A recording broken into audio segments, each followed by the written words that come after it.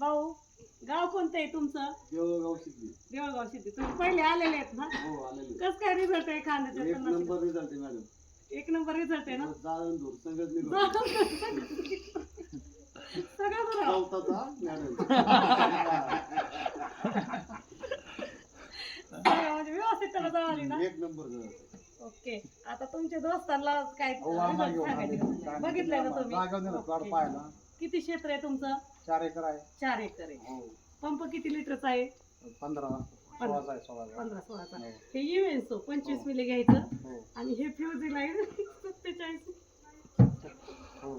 40 milli घ्यायचं आणि ह्या तणनाशकाचा फटका हम्म. कांद्याच्या पांढऱ्या मुळीला बसू नये म्हणून हे एक टोपण पावडर घ्यायची. हो.